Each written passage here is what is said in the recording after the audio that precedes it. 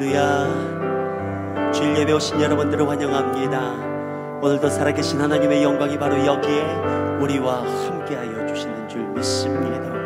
크고 놀라운 은혜로 우리의 삶을 채워주실 그 주님 앞에 우리 한번 먼저 영광의 박수, 감사의 박수, 찬양의 박수 힘있게 주님 앞에 올려드립니다. 할렐루야. 주님을 찬송합니다. 우리 한번 좌우에 계신 분하고도 반갑게 인사하시겠습니까? 잘 오셨습니다.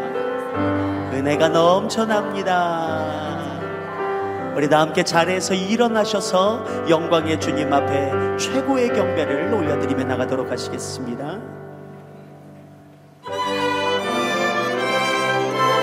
우리 다 함께 목소리 높여 찬양하라. 찬양하라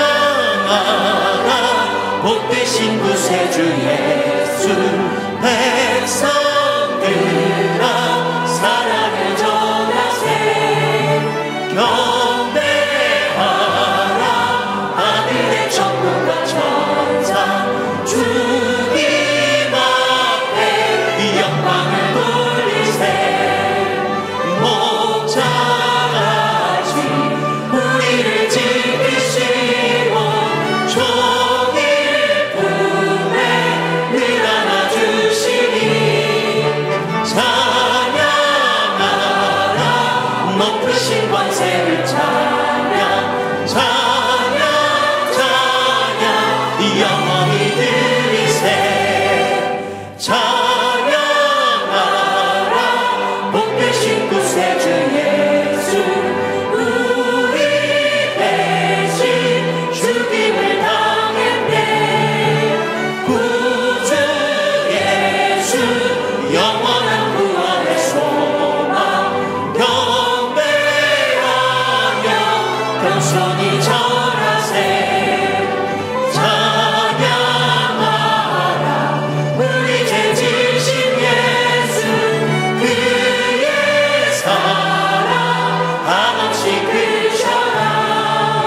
찬양하라 높으신 권세를 찬양. 찬양 찬양 영원히 드리세. 찬양하라. 찬양하라 복되신 구세주 예수. 전사들아 즐겁게 찬양해. 구주 예수 영원히 다스리시니. 멸류관을 주 앞에 드리세. 구주 예수 세상을 이기시고 영광 주에 또다시 오시리. 찬양하라 높으신 권세를 찬양. 찬양 찬양 영원히 드리세. 당신은 영광의 왕. 당신은 영광의 왕. 당신은 평강의 왕. 당신은 하늘과 땅의 주. 당신은 정의의 아들. 천사가 무릎 꿇고 예배하고 경배하네. 영원한 생명하시. 당신은 예수 그리스도. 호산나 다윗의 자손께. 자손께 호산나 불러봐 주의 왕. 높은 하늘에 영광을 예수 주되시나. 당신은 영광의 왕.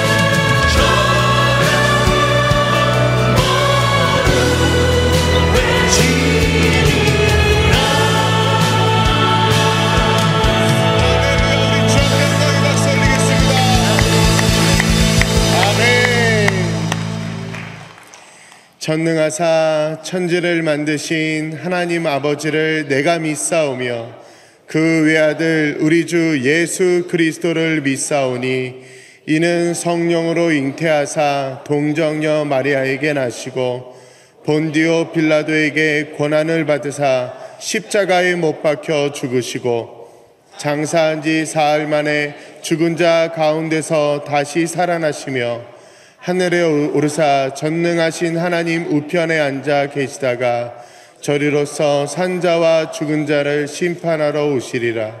성령을 믿사오며 거룩한 공예와 성도가 서로 교통하는 것과 죄를 사하여 주시는 것과 몸이 다시 사는 것과 영원히 사는 것을 믿사옵나이다. 아멘.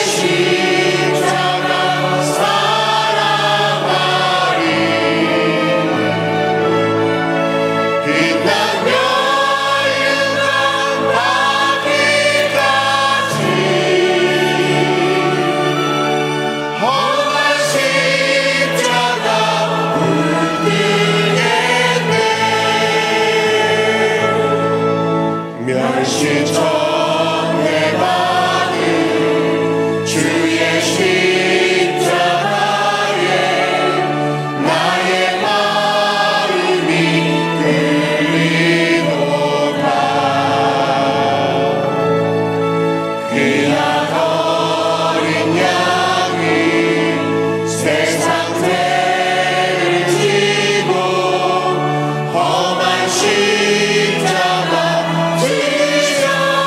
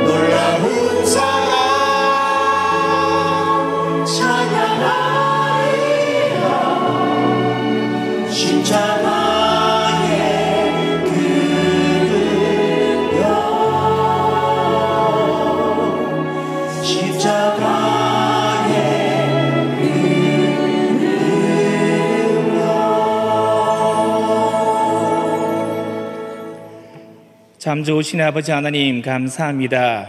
지난 한 주간도 지켜주시고 고난주간을 앞둔 종려 주일을 맞아 함께 모여 예배 드리게 하시니 감사합니다. 우리는 다 양 같아서 그릇 행하여 각기 제 길로 갔거늘 여호와께서는 우리 모두의 죄악을 그에게 담당시키셨도다.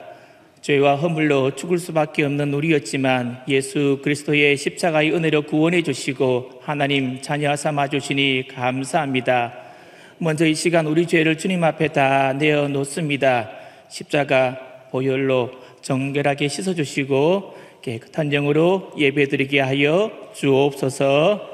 대통령과 모든 위정자들에게 국정을 잘 이끌어 나갈 수 있는 지혜를 더하여 주옵소서. 나라의 상황들이 소망이 없어 보인다 할지라도 하나님의 백성이 하나님의 백성답게 살면 소망이 있는 줄로 믿습니다. 날마다 깨어 기도하며 겸손하게 하나님의 얼굴을 구하는 믿음의 백성들의 기도로 말미암아 이 나라 이 땅에 사는 것을 모두가 다 보게 하여 주옵소서. 주님의 몸된 시흥로 교회가 하나님 나라의 비전을 이루어드리는 제자들의 공동체 복음의 전초기지가 되게 하여 주옵소서. 사랑하는 담임 목사님, 원로 목사님께 엘리사에게 주신 영감의 7배를 다해 주시고 영육간의 강건함을 다하여 주옵소서. 진행되고 있는 청지기 세미나를 통해 본질로 돌아가 새롭게 결단하고 헌신하는 시간들이 되기를 소원합니다. 내일부터 시작되는 고난주간 특별 새벽기도회를 통하여 십자가로 더 가까이 나아가 그리스도께 온전히 집중하는 고난주간이 되게 하여 주옵소서. 이제 담임 목사님께서 그는 실로 우리의 질고를 지고 라는 제목으로 말씀 전하실 때 성령 충만케 하시고 한 말씀 가운데 성령의 권능을 다하여 주옵소서. 주실 말씀을 기대하고 주실 말씀을 사모합니다. 오늘 주시는 말씀이 담임 목사님을 통하여 우리 모두에게 말씀하시는 하나님 아버지의 음성인 줄 믿습니다. 말씀 듣다가 우리 마음속 깊은 곳에 숨어있는 죄를 깨닫고 회개케 하여 주옵소서. 말씀 듣다가 그동안 까맣게 잊어버리고 있던 하나님의 은혜를 다시 기억하고 감사하게 하여 주옵소서. 은혜 아니면 살아갈 수가 없습니다. 은혜 아니면 다른 대안이 없습니다. 주님만이 우리의 도움이 되시니 살아가는 이 모든 순간순간이 주님의 은혜인 줄 믿습니다. 두려움보다 더 크신 은혜 붙들고 천국 소망으로 승리하는 이번 한 주간의 삶이 될 수 있도록 이 예배를 통하여 우리를 축복하여 주옵소서. 정성을 다하여 준비한 임마누엘 찬양대와 관현악단의 귀하고 아름다운 찬양을 기쁘시게 받아주시고 올려드리는 찬양이 우리 모두의 신앙 고백이 되게 하여 주옵소서. 하나님 홀로 이 예배의 모든 영광을 다 받아주시고 자기 아들을 아끼지 아니하시고 우리 모든 사람을 위하여 다 내어주신 하나님 아버지의 깊고 깊은 사랑에 푹 잠기는 예배가 되게 하여 주옵소서. 감사드리며 이 모든 말씀 예수님의 이름으로 기도드리옵나이다. 아멘.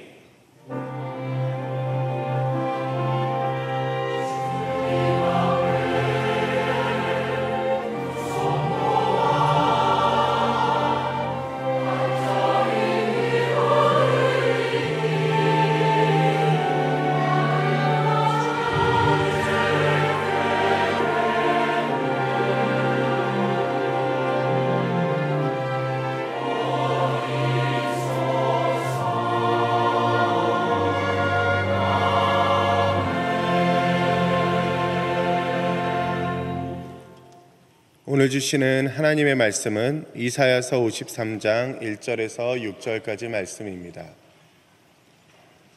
이사야서 53장 1절에서 6절까지 말씀, 구약성경 1033면에 있습니다. 이사야서 53장 1절에서 6절까지의 말씀을 제가 봉독하겠습니다. 우리가 전한 것을 누가 믿었느냐? 여호와의 팔이 누구에게 나타났느냐? 그는 주 앞에서 자라나기를 연한 순 같고 마른 땅에서 나온 뿌리 같아서 고운 모양도 없고 풍채도 없은즉 우리가 보기에 흠모할 만한 아름다운 것이 없도다. 그는 멸시를 받아 사람들에게 버림받았으며 간고를 많이 겪었으며 질고를 아는 자라. 마치 사람들이 그에게서 얼굴을 가리는 것 같이 멸시를 당하였고 우리도 그를 귀히 여기지 아니하였도다. 그는 실로 우리의 질고를 지고 우리의 슬픔을 당하였거늘 우리는 생각하기를 그는 징벌을 받아 하나님께 맞으며 고난을 당한다 하였노라. 그가 찔림은 우리의 허물 때문이요 그가 상함은 우리의 죄악 때문이라. 그가 징계를 받음으로 우리는 평화를 누리고 그가 채찍에 맞음으로 우리는 나음을 받았도다. 우리는 다 양 같아서 그릇 행하여 각기 제 길로 갔거늘 여호와께서는 우리 모두의 죄악을 그에게 담당시키셨도다. 아멘.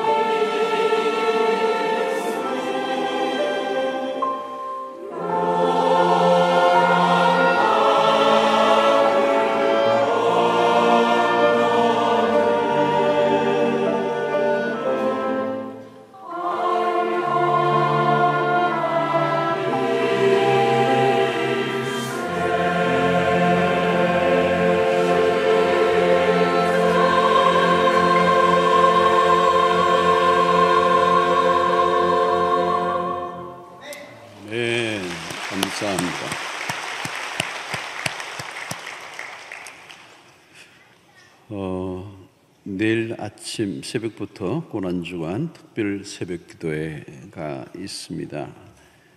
그리고 부활절을 이은 우리 기독교의 최대 절기라고 할 수가 있겠습니다. 여러분들이 한 주간 동안 경건의 생활을 또 유지하시고 또 금식과 또 여러 가지 유흥이나 많은 것들을 좀 줄이고 오락을 줄이고, 요거는 그 1층에 로비에 가면 있으신데요. 지금은 미디어 금식 중, 요즘은 이 밥 금식보다도 미디어 금식이 더 어려운데, 일단 요거는 TV 앞에 붙여 놓는 겁니다. 뒤에 붙이는 게 있어요. 그래서 뒤에 딱 붙여 놓고 이렇게 한 주간 동안 TV 안 보는 겁니다. 붙여 놓고 너무 보고 싶으면 이렇게 하시던데.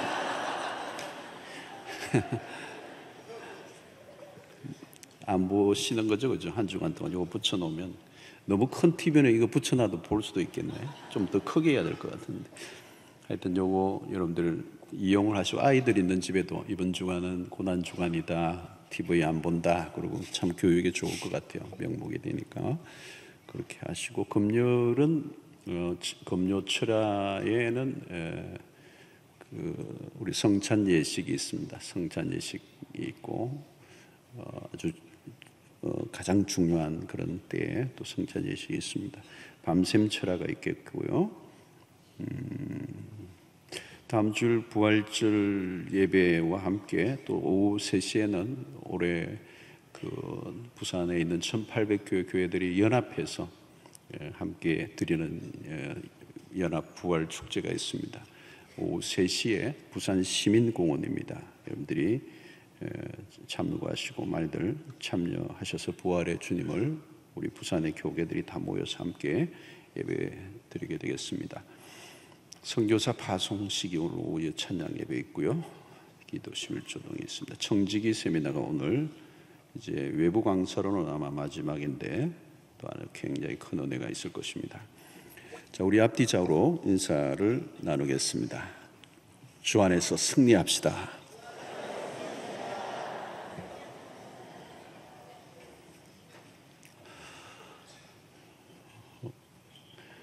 오늘 본문은 예수 그리스도 오시기 전에 700년 전에 예언한 이사야의 예언입니다. 구약의 선지서 가운데서도 이사야서는 그리스도에 대한 예언이 가장 많은 그런 선지서입니다. 그 가운데서도 이사야서 40장부터 66장까지에 걸쳐서는 복음의 내용이 가장 많이 이제 함축되어 있습니다. 이사야서 66장을 마치 구약의 39권, 신약의 27권인 것처럼 참 특이하게 그렇게 되어 있습니다. 구약의 39장 자체가 구약이고 40장부터 66장까지가 그거죠. 신약의 말씀, 복음이 되겠습니다.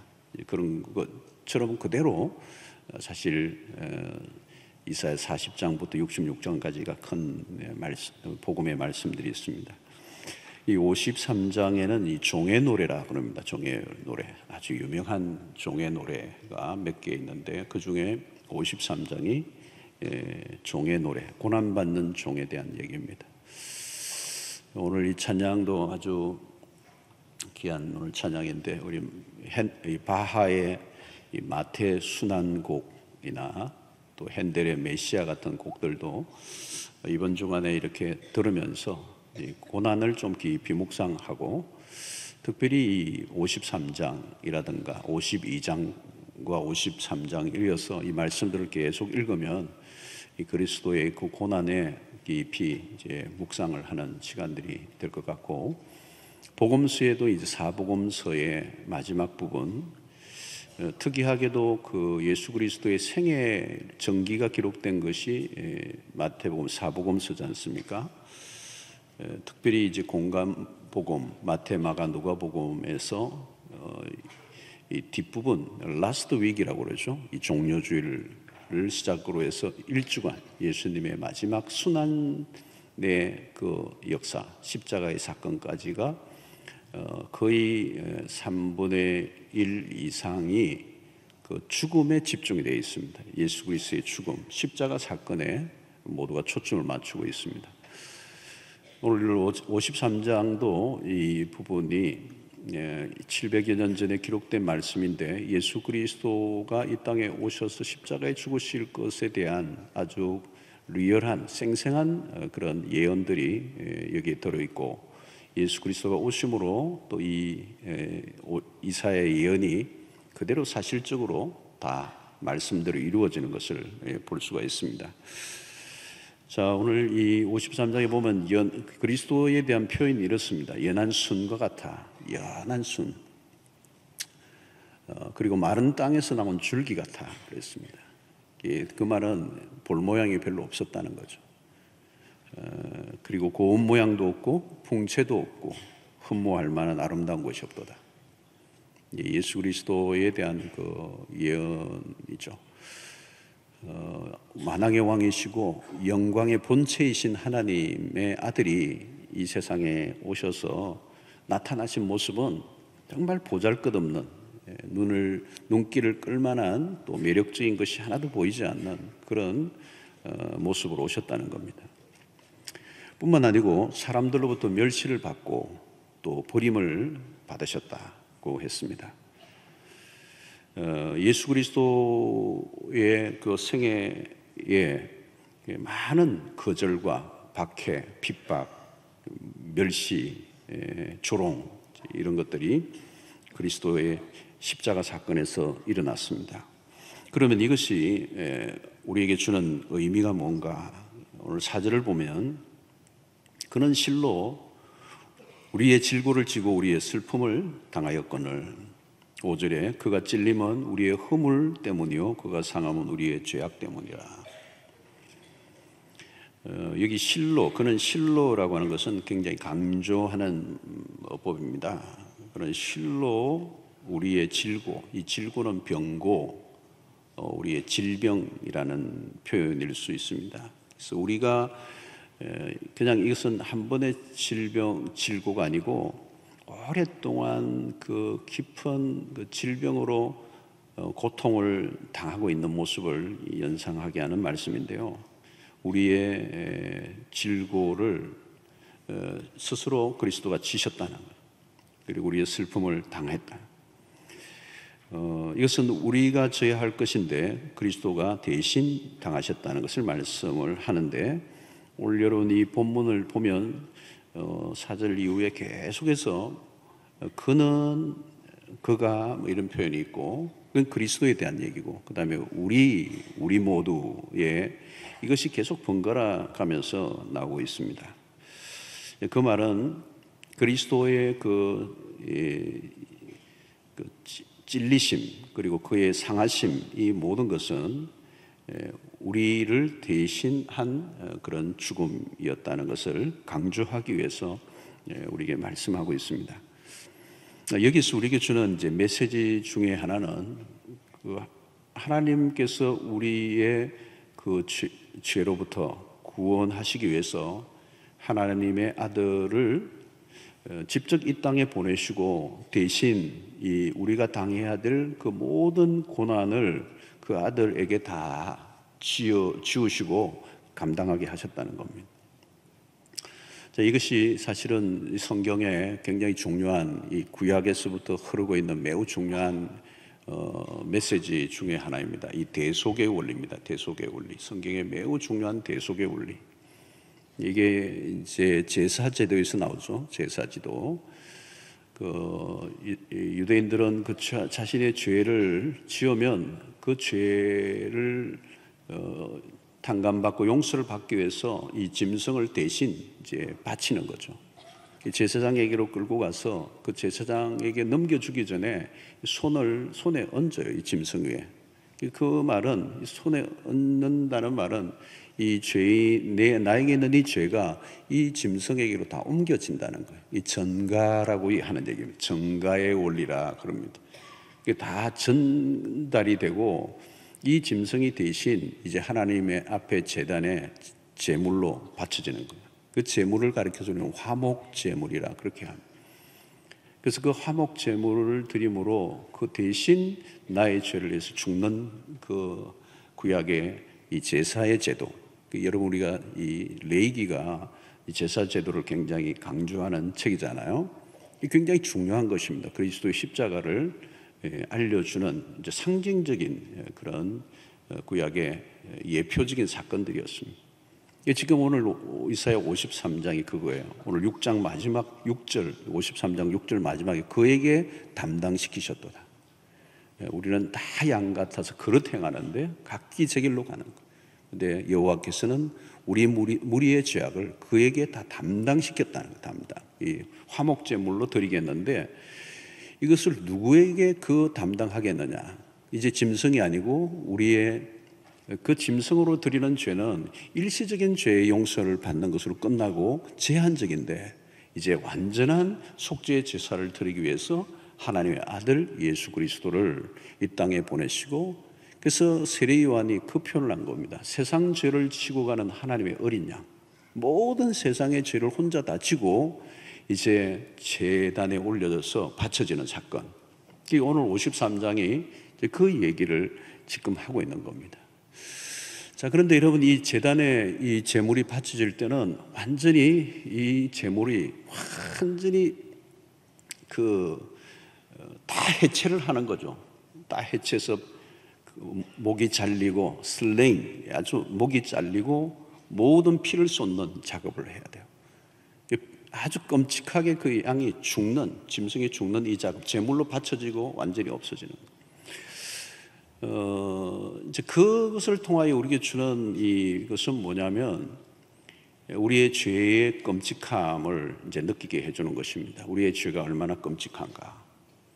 이제는 짐승이 아니고 하나님이 그 아들을 이 세상에 보내시고 인류의 죄를 위하여 대신 십자가에 죽게 하신 그 사건.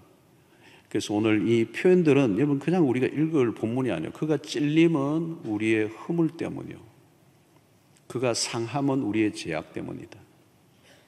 그러니까 골고다의 그 언덕에서 완전히 제물이 되고 있는 그 하나님의 어린 양, 그 죽음은 결국은 인간의 죄의 모습을 적나라하게 보여주는 것이라는 거죠. 자, 여러분 우리가 이 하나님의 편에서도 이 구원의 문제, 인간의 죄로부터 구원해내는 문제는 까다로운 문제예요. 그냥 간단하게 내가 사하노라 이렇게 할 수 없어요. 왜냐하면 그것은 공의의 하나님이시기 때문에 죄를 지은 그 죄에 대한 심판에 대한 대가를 지불해야 되는데 그것 없이 그냥 용서할 수 있는 게 아니에요. 여러분 공의의 하나님의 문제가 생깁니다. 자, 이 공의를 이루시는 이 방법, 그러면서도 그 공의를 행하시면서도 사랑을 잃어버리지 않는 유일한 길, 인간을 구원해 내는 유일한 길은 하나님의 편에서는 당신의 아들을 세상에 완전한 인간을 몸을 입고 오시게 하고 완전한 희생의 제물로 드려지는 이 작업이 없이는 우리 인간의 구원을 이루어낼 수가 없다는 것입니다. 그래서 하나님의 편에서도 이 죄 문제, 인간의 지은 죄 문제를 해결하시기 위해서는 엄청난 대가를 지불하신 것입니다. 그래서 창세기부터 요한계시록까지 성경은 어쩌면 인간의 죄의 문제가 한가운데 있고 그 죄를 해결하기 위한 방법이, 그 길이 십자가라는 거예요. 이게 성경의 한가운데 있습니다. 이게 한가운데.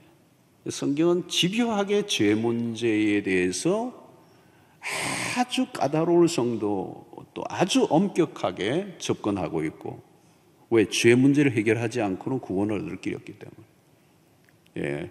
그래서 죄에 대해서 얼마나 엄격하고 철저한가를 보여주는 것이 하나님이 당신의 아들을 세상에 보내신 것이고 우리를 위하여 십자가에 죽게 하신 것입니다. 자, 그러므로 오늘 우리에게 매우 중요한 것은 죄를 바라보는 우리의 관점이에요. 우리의 관점. 그러니까 우리가 우리의 편에서 죄를 보면 안 돼요.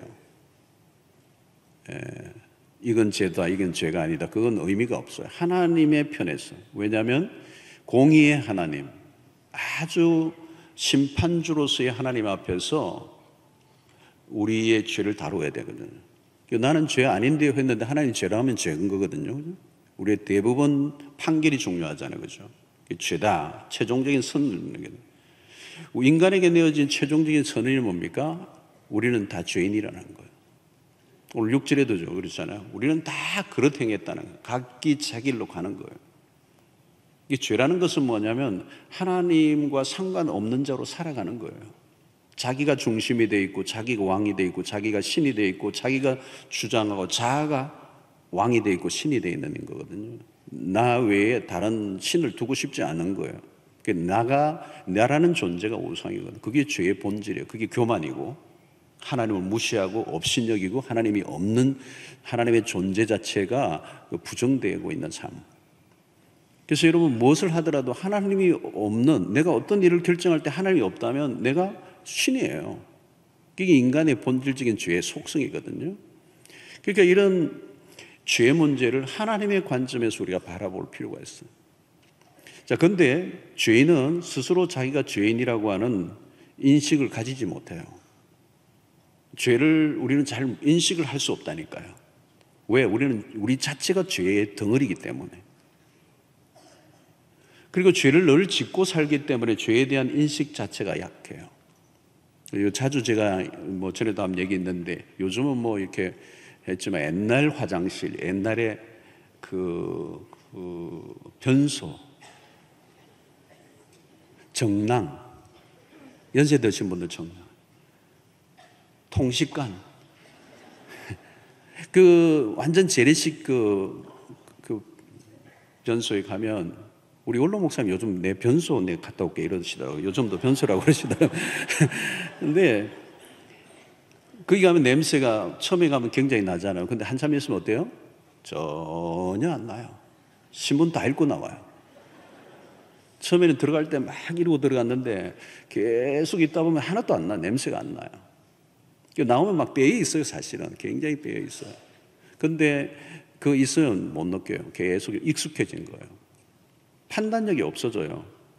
그러니까 우리가 이런 보십시오. 얼마나 무디어 있는지 몰라요. 죄를 얘기할 때 항상 다른 사람 얘기를 해요. 자기 얘기 잘 안 해요.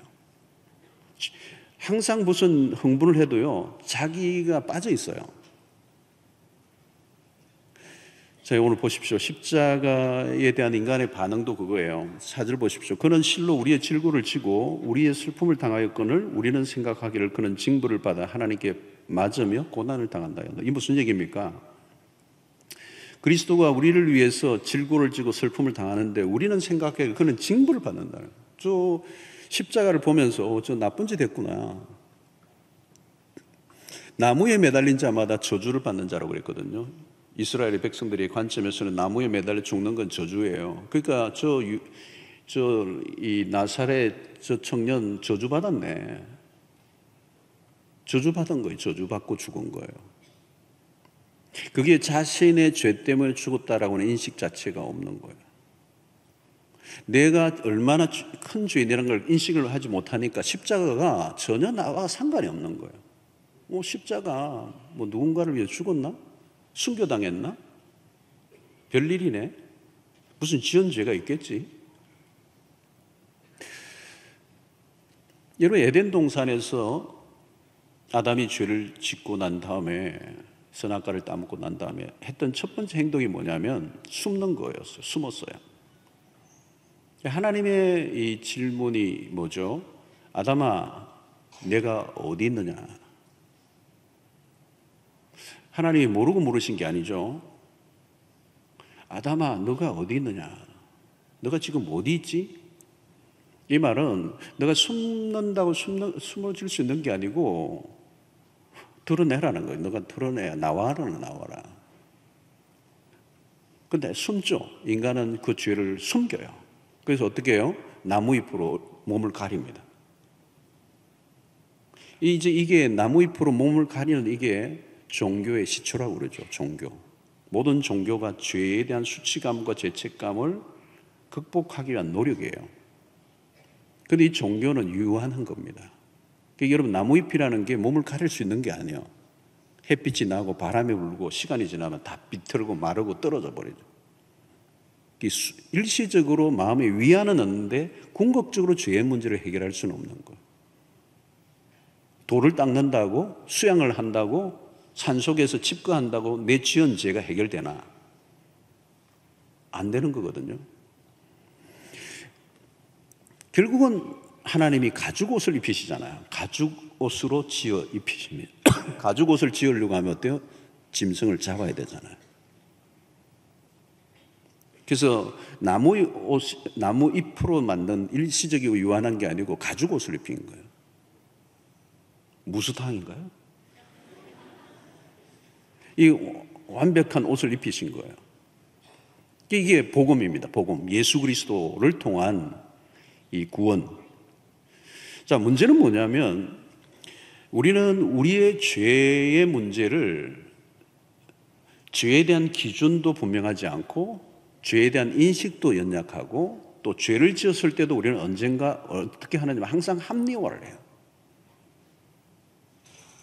내가 죄를 지은 게 아니라는 거죠. 또 어떤 데는 그럴 수밖에 없었다라고 하는 이제 자기를 정당화하는 겁니다.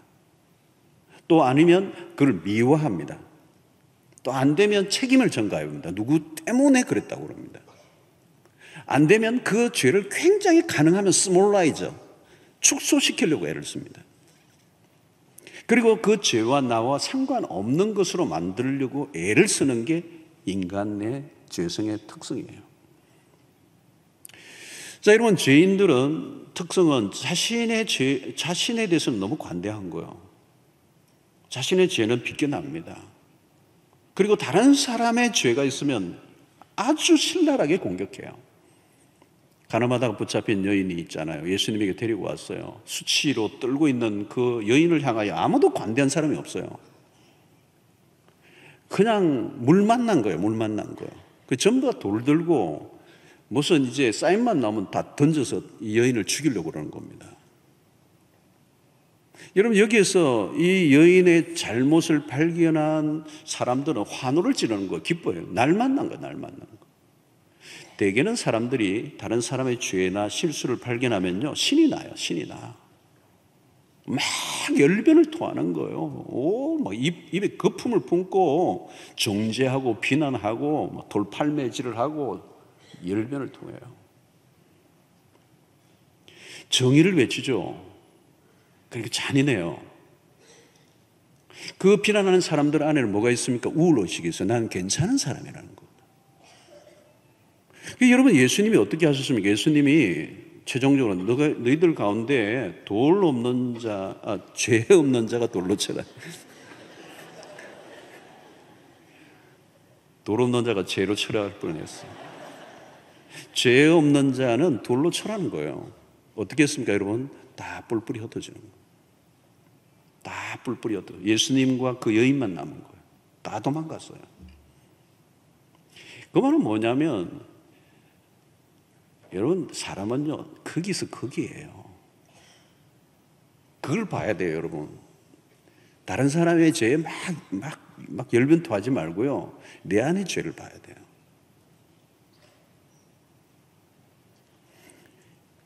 오십보 백보예요, 인간은. 근본적으로 인간은 죄인이고 악해요.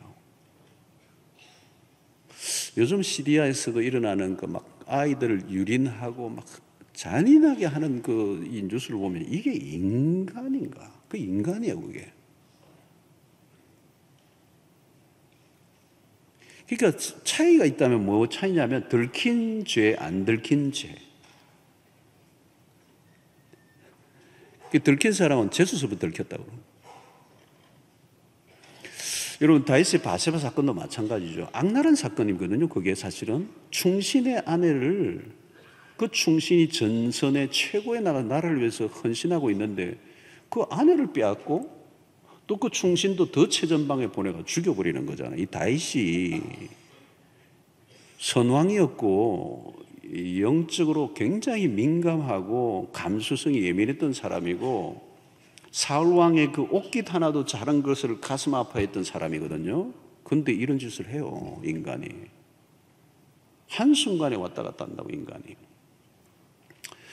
그런 죄를 짓고도 뻔뻔하잖아요. 그리고 나단 선지자가 와서 알아듣도록 설교했는데도 그 주인공이 자기인 줄 모르는 거예요.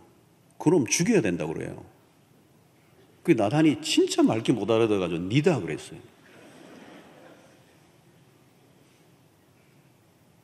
그게 여러분 우리 인간이에요. 그 다윗을 보면서 여러분 딴 게 아니에요. 내야 나. 진 에드워드라고 하는 사람이 지은 세왕 이야기라는 책인 아주 작은 책인데 굉장히 좋은 책이 있어요. 그러니까 압살롬, 사울, 다윗이라고 하는 세 인물이 한 사람 안에 다 들어있어요. 아버지에게 반역하는 그 압살롬이 내 안에도 있고요. 끊임없이 그 다윗을 질투하는 그 다윗 안에 있고요. 모든 그게 우리 안에 다 들어있어요. 여러분 오늘 여러분들은 어떻습니까? 남들의 죄나 실수와 약점에 열을 막 내는 편입니까? 아니면 나의 죄에 대해서 열을 더 내는 편입니까? 옆에 분하고 좀 한번 나눠보시죠. 우리가 죄를 인정하지 않든 우리는 죄로부터 자유로울 수 없고 로마서 3장에 의하면 의인은 없나니 한 사람도 없어요. 우리의 입술, 우리의 목구멍, 우리의 혀, 우리의 모든 것에서 흘러나오는 것은 악이 가득하다는 거예요. 우리는 매 순간 죄를 짓지 않고 살아간 적이 없었어요. 지금까지도 앞으로도. 그러니까 여러분 십자가는 1차적으로 뭘 얘기하느냐 하면 우리의 죄를 고발하는 겁니다. 십자가 앞에 딱 서면 우리가 얼마나 지독한 죄인인가를 고발하는 거예요. 그러니까 사람들이 십자가를 거부하는 거예요. 매력적이지 않아요. 오늘도 마찬가지. 십자가는 매력적이잖아요. 왜? 십자가 앞에 서면 천인 공노할 만한 저주받아 마땅한 진노 아래서 죽어도 할 말이 없는 인간이라는 것을 고발하는 게 십자가예요. 조금의 선한 게 또 없다는 거예요. 우리에게는 자랑할 게 아무것도 없다는 거예요. 그게 이제 이 고난주가 돼요. 십자가가 우리 앞에 딱 서면 우리를 고발해, 우리의 죄를 고발하는 거예요.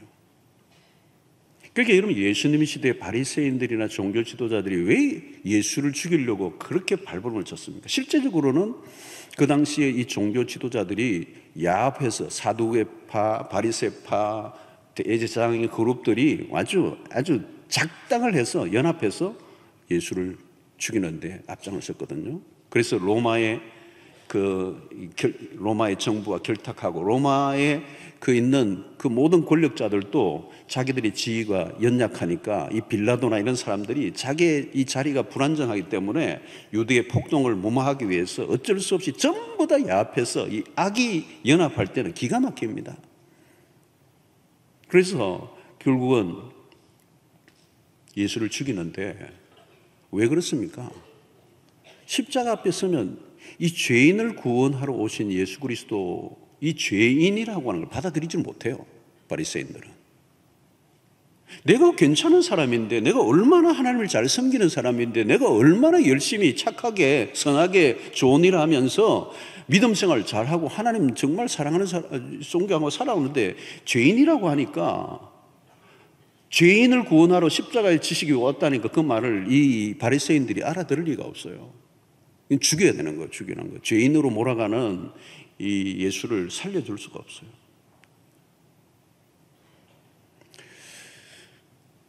자, 여러분, 이 세상은 나의 약점, 내 허물, 실수, 죄가 있으면 가능한 덮어야 살아요. 그걸 남이 알지 못하도록 알면 안 돼요. 그러니까 철저하게 내 죄와 허물과 약점을 가릴 수 있으면 가려야 돼요. 그게 세상에서 우리가 일반적으로 살아가는 방식이에요. 왜? 내 실수와 죄악이 드러나면 박살내니까 세상이 가만 안 두니까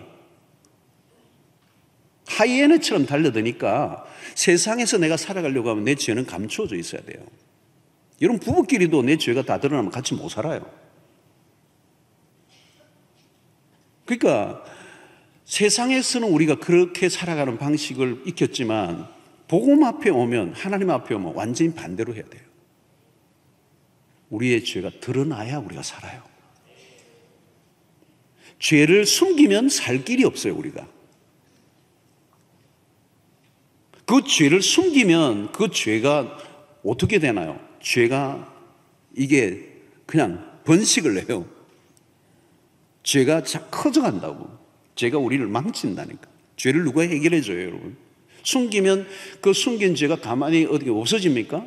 덮으면 사라집니까?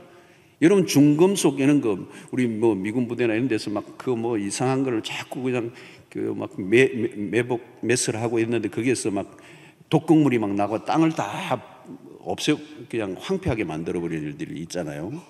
그거 똑같아요, 여러분. 내 삶을 다 망가뜨리는데 결국 그것은 멸망의 길로 가는 건데. 여러분, 우리는 복음 앞에 가면 우리의 죄를 이제 다 엎어버려야 돼요. 다 드러내야 되고. 그래서 여러분, 우리가 주님 앞에 나왔을 때 첫 번째 경험이 뭐냐면 내 죄를 깨닫게 되는 거예요. 십자가 앞에서. 와, 이게 내 죄가 이렇게 크구나. 그 죄에 실존적으로 내가 서 있어야 돼요. 내가 얼마나 심각한 죄인인가에 대한. 대부분은 보면 여러분 다 이게 얘기 그래요. 상처도 그래요. 다 자기가 상처 받았다는 얘기만 해요. 그렇게 교회 안에서도 상처 받은 사람은 많은데 준 인간은 없어요, 보면. 누가 줬길래 다 받았다는 사람만 있냐는 거예요. 이게 이런 죄성입니다. 내가 누군가 받았을지 모르지만 나도 무수하게 다른 사람에게 상처를 줬어요. 아멘입니까? 자기 준 거는 생각 안 해요. 자기 받은 것만 생각해. 여러분, 오늘 이 죄에 대해서도 마찬가지예요.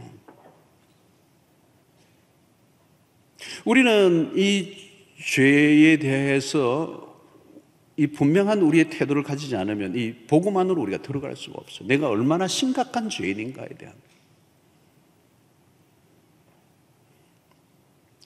자, 여러분, 오늘 이 본문을 보면 우리가 그가 찔림은 우리의 허물 때문이요 그가 상함은 우리의 죄악 때문이다. 이 우리라고 하는 표현을 했는데 뭘로 바꿔야 되냐면 1인칭으로 바꿔야 돼요.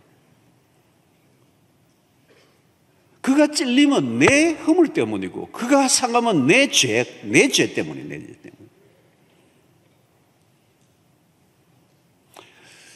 자, 여러분, 여기에서 내가 리얼 크리스찬이 되느냐, 소위 말하면 수도 유사 그리스도인이 되느냐, 여기에 분기점이 여기에 있습니다.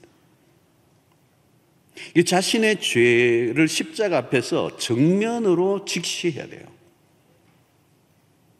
그래서 2000년 전에 그리스도가 십자가에 죽으셨을 때 그 하나님의 아들, 그 영광의 주가 정말 수모와 멸시를 당하시고 물과 피를 쏟으시며 가시의 멸관을 쓰시고 완전히 난도질을 당했던 그 죽으심이, 그 저주의 죽으심이 바로 사실은 내가 죽어야 될 그 자리에 나 대신 죽으셨다라는 사실을 머리끝부터 발끝까지 존재론적으로 깨닫는 거예요. 그때 내 안에 뭐가 있느냐면 내 가해자 의식이 있는 거예요. 가해자. 십자가의 가해자가 나라는 거예요. 내가 예수를 죽였다는 거예요. 내 죄 때문에. 내 죄 때문입니다. 내 죄가 그렇게 컸습니다. 하나님의 아들이 죽으셔야 될 만큼 내 죄가 큽니다. 나는 머리끝부터 발끝까지 죄입니다. 죄의 덩어리입니다. 죄의 나무는 그냥 저절로 죄의 열매를 맺으며 살잖아요. 선한 것은 아무것도 없습니다.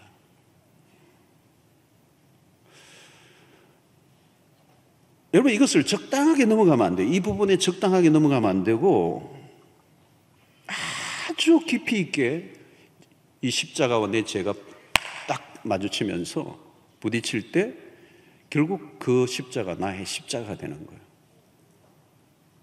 그걸 온전히 내가 인정하고 받아들일 때 그 죽으심이 나의 죽으심과 같은 효력을 발생하게 되는 거예요. 내가 진짜 죄인임을 고백하고 나를 위하여 죽으신 그 사실을 믿음으로 받아들일 때 그의 죽으심, 그의 찔림, 그의 상함이 바로 나의 상함과 똑같은 효력을 발휘해서 우리의 죄의 저주로부터 우리를 자유케 하시는 은혜를 받는 거예요. 그러니까 여러분, 이 십자가를 나와 무관한 것으로 누가 돌아가셨는가 봐. 십자가 그냥 십자가로 그냥 대충 이해하고 우리를 위해서 죽으셨구나 이런 정도가 아니고 1인칭으로 나의 십자가로 가져오는 이 작업인 거예요. 그래서 내 안에 찔림이 일어나는 거예요. 가해자면 여러분 어때요? 가해자가 잠을 못 자잖아요. 여러분 1차적으로 오는 것은 내가 죽였다고 생각하면 여러분 지나가는 강아지를 죽여도 이게 가해하면 이게 힘드는데 자동차로 가다가 저는 옛날에 호주에서 운전을 하다가 아주 그 지방 외진 도로로 캠퍼스로 가다가 이 비프장기로 가는데 캥거루가 갑자기 나와가지고 막 나오는데 브레이크를 잡았는데도 미끄러지면서 부딪혔는데요. 다행히 죽지는 않았을 것 같아요. 부딪혔는데 쩔룩거리면서 숲으로 도망가더라고. 아직도 내가 마음에 걸림이 있는데 이런 가해자 의식이 있는 거예요. 찔림이 있는 거예요. 찔림이. 저는 고등학교 2학년 때 이게 있었어요. 그리스도 십자가의 그 죽으심 앞에 내가 그리스도를 죽게 했구나. 내가 내 죄 때문이구나. 이게 이제 깨달아졌어요. 이게 통곡하죠. 그때 통곡하잖아요. 그것을 이제 회개한다고 그러잖아요. 찔림이 있을 때. 여러분 사도행전 2장을 보면 베드로가 설교할 때 놀라운 일이 일어납니다. 2장 앞부분에 이제 오순절의 성령 사건으로 이 베드로가 성령이 충만하게 설교하는데 명설교를 해요. 설교 끝에 무슨 반응이 일어났냐면 2장 37에 보니 그들이 이 말을 듣고 마음에 찔렸다는 거예요. 이 말이 뭐냐면 너희들이 예수를 죽였다는 거예요. 사실은 이 군중들 예수를 십자가에 못 박으라고 외쳤던 사람들이거든요. 그런데 이 베드로의 설교를 듣고 마음에 찔려서 베드로와 다른 사도들에게 물어 이르되 형제들아 우리가 어찌할꼬? 이게 나오는 것이죠. 어찌할꼬? 내가 어찌할꼬? 내가 예수를 죽였다. 어찌할꼬? 내 죄 때문에 예수님이 죽으셨다. 어찌할꼬? 여기서 뭐가 나와요? 회개가 나와요. 회개. 여러분 구원의 과정에 이게 분명히 있어야 됩니다. 구원의 과정에는 내 죄를 철저히 깨닫는 죄에 대한 인식, 두 번째는 그리스도의 십자가를 나의 십자가로 받아들이는 사건, 그 다음에 당연하게 나오는 가해자로서의 회개. 이 과정이 있어야 우리가 구원을 얻는 거고 천국에 들어가는 거고 하나님의 자녀가 되는 거고 우리의 죄가 용서를 받는 거예요. 왜? 그분의 죽으심이 나의 죽으심과 같은 효력을 발휘하기 때문에 내가 죽을 필요가 없어요. 그는 실로 우리의 질고를 다 지고 우리의 슬픔을 당하셨기 때문에 우리가 더 이상 질고를 또 질 필요도 없고 또 슬픔을 당할 필요가 없다는 거예요. 내일 새벽기도부터 이제 이런 부분에 대해서 좀 더 구체적으로 제가 말씀을 또 드리겠습니다만은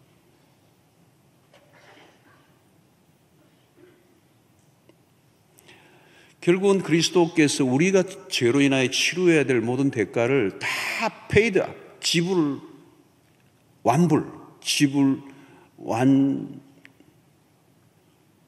완전 결제가 난 거예요. 완전한 지불이 끝난 거예요. 예, 지불 완료. 우리가 더 이상 죄에 관해서 지불해야 될 어떤 대가도 남아있지 않는 상태. 그리스도의 십자가가 충분하게 값을 지불하셨기 때문에.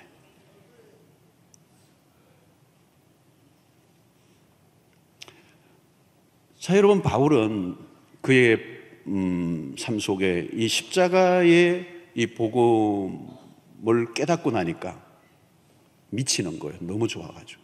왜냐하면 자기가 율법으로 하나님 앞에 의롭다함을 받기 위해서 몸부림을 쳤던 사람이거든요. 그게 종교예요. 자기의 노력으로 하나님 앞에 서려고 했던 거잖아요. 그것에 몸부림을 치며 살았던 바리새인 중에 바리새인으로 살았는데 십자가를 만나니까 그게 얼마나 무가치하고 의미 없는 것이고 쓰레기 같은 짓이었는가를 깨달았던 거예요. 그 자락이 얼마나 헛된가를 알았던 거예요. 그리고 오직 그리스도 십자가를 통한 의를 깨닫게 되니까 서신서에서 골로새서도 마찬가지, 갈라디아서도 마찬가지, 빌립보서도 그렇죠. 내가 이제는 십자가 외에는 아무것도 알기를 원치 않는다. 나는 그리스도의 십자가만을 자랑하겠다. 여러분, 이게 진리를 깨달은 사람, 성경이 하나님이 우리에게 보여주시려고 하시는 그 진리의 핵심, 그 진수를 깨달았던 거죠. 사랑하는 성도 여러분, 이 고난주간에 이 십자가로 인해서 여러분들 안에 놀라운 회복이 있게 되기를 바라겠습니다. 여기 보면 그 말씀이 있잖아요.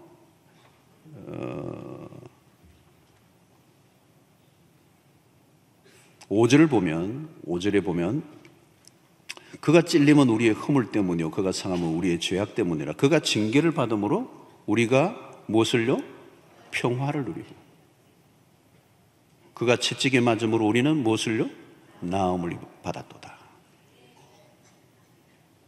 그리스도의 십자가를 통하여 우리 주는 이 이 평화라고 하는 것은, 이 샬롬이라고 하는 것은 궁극적으로는 하나님과의 관계의 회복을 얘기하는 것입니다. 하나님과의 관계가 깨어진 게 저주예요. 그걸 회복시켜 주신 것이 바로 그리스도를 통하여 우리의 죽으신 것이죠. 그가 징계를 받음으로, 십자가에 죽으심으로 우리가 평화를 이제 누리게 된 거예요. 회복이에요, 회복. 그리고 그가 채찍에 맞아 우리가 나음을 입었도다. 자, 여러분, 죄가 우리의 삶을 다 만신창이로 만들어 놨어요. 죄의 문제는 이게 해결해도 되고 안 해도 되고 그런 문제가 아니에요. 가장 우리의 삶의 인생의 근본적이고 본질적인 문제예요. 이 문제를, 이 어마어마한 이 죄의 문제를 그대로 두고 아무리 다른 문제를 해결하려고 해도 그건 해결이 되는 게 아니에요. 예를 들면 암 환자인데 사기 큰 덩어리가 있는데 아무리 진통제를 주고 무슨 피로회복제를 주고 뭐를 붙이고 해도 아무 소용이 없는 거예요. 그 문제, 그걸 드러내야 돼요. 죄 문제가 그런 거예요.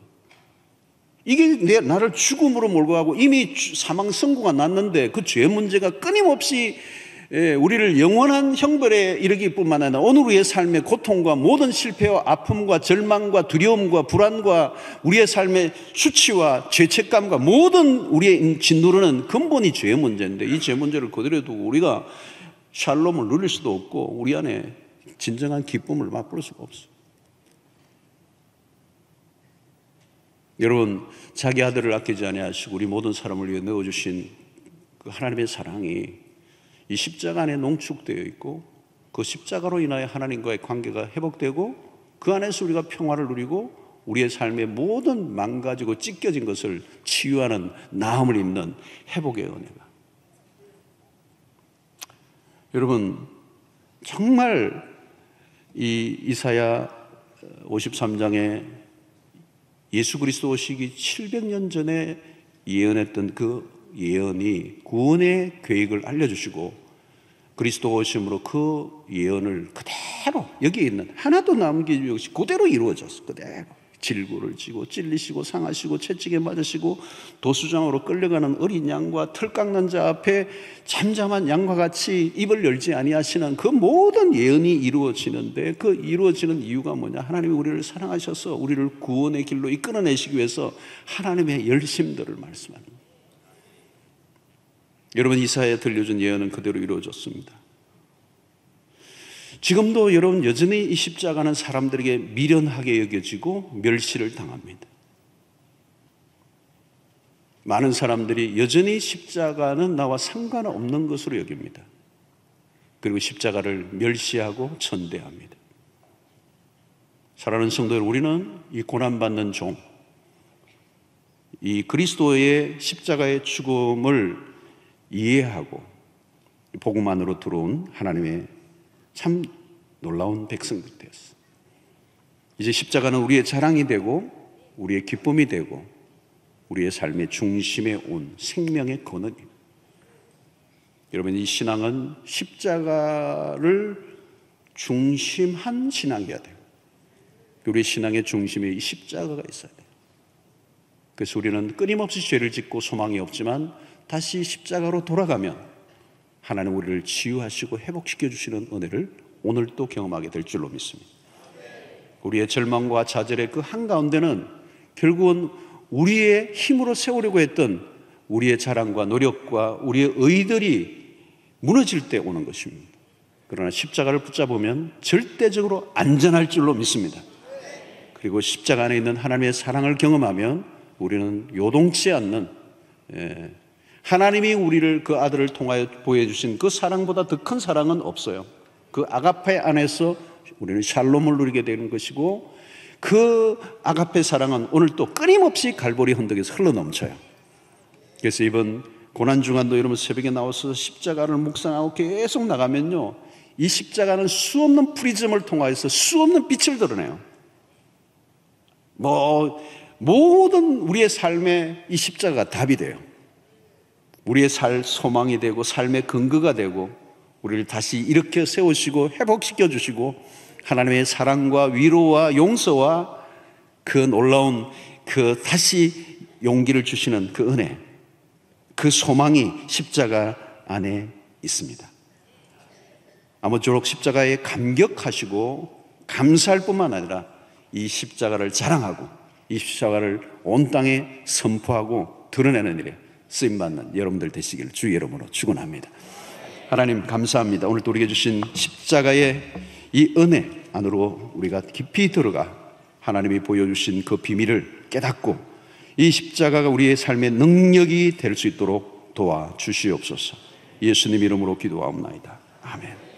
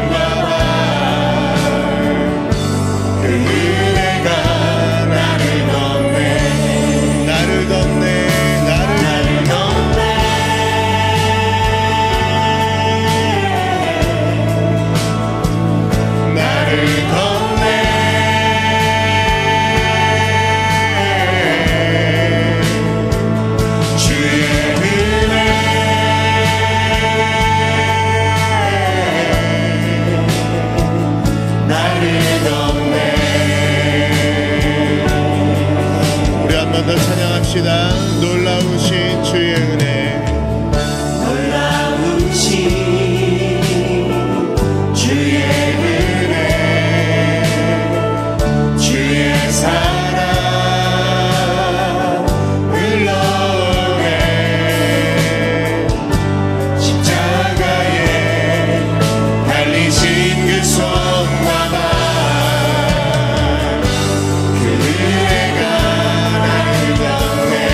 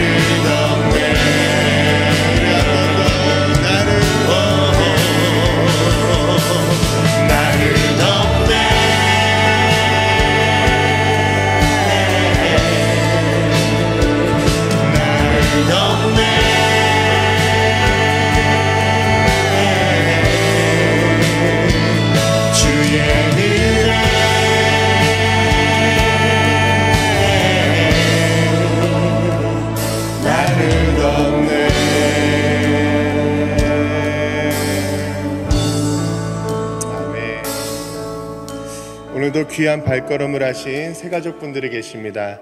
인도자와 함께 자리에서 일어나시면 우리 모두 환영하고 축복하도록 하겠습니다. 이 외에도 오늘 말씀을 듣다가 등록하기를 원하시는 분은 그 자리에서 벌떡 일어나 주시면 함께 축복하도록 하겠습니다. 다 함께 축복하겠습니다.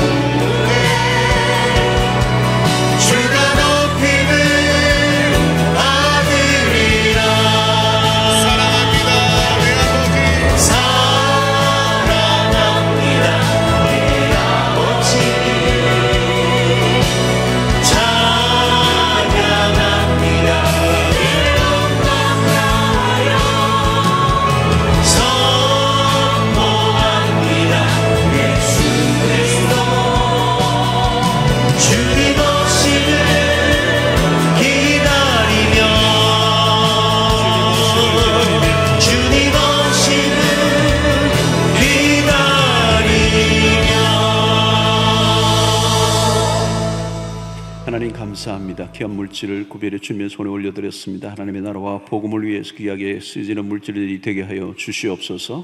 드린 손길들을 축복해 주시고 우리의 모든 생업에 복을 주시고 하는 일들마다 다 잘되게 하시며 안 되는 것들이 되게 하시고 꼬인 것들이 풀려지게 하시고 닫힌 문들이 활짝 열리는 역사들이 일어나게 하여 주시옵소서. 모든 사람들이 다 안 된다고 할지라도 하나님이 되게 하시면 될 줄로 믿습니다. 하늘문을 활짝 열어 주시옵시고 동서남북이 다 막혀도 절망하고 좌절하지 않고 하늘을 바라볼 수 있도록 저희들 도와 주시옵소서. 아버지, 풍랑 가운데서도 믿음으로 날아오르는 역사들이 일어나게 하여 주시옵시고 위기가 기회인 것을 알고 하나님의 도움과 구원을 얻고 하나님 다시 한번 우리의 생애 속에 우리의 인생이 매일 클라이막스 절정이 되는 역사가 일어나게 하여 주시옵시고 하나님 아버지, 엎드려 기도할 때 세미한 음성 들려주시고 갈 길을 보여주시고 빛을 보여주시고 세계를 열어주시는 은혜를 맛보게 하여 주시옵소서. 하나님 아버지, 우리의 가정, 자녀들, 그리고 직장, 취업, 사업, 여러 가지 우리의 인생의 행로의 문제들을 주님의 손에 의탁합니다. 가장 선한 길로 인도하여 주시옵소서. 오늘도 우리 안에 두려움, 불안, 막연한 그런 여러 가지 우리 안에 있는 그 어둠의 생각들을 주님 거두어 주시고 참된 기쁨과 소망으로 가득 찰 수 있도록 도우시며 염려가 다 떠나가게 하여 주시옵소서. 하나님, 특별히 건강에 어려움 겪고 있는 백성들 어루만져 주시고 만병의 의사가 되신 우리 주께서 한번 어루만져 주셔서 병상에서 뿔떡 일어나는 역사가 일어나게 하여 주시옵소서. 하나님, 오늘도 처음 난 백성들을 축복해 주시고 예수 그리스도를 믿고 하나님의 자녀로 하나님과 함께 살아가는 인생이 얼마나 이전과 다른가를 경험하며 살 수 있도록 축복하여 주시옵소서.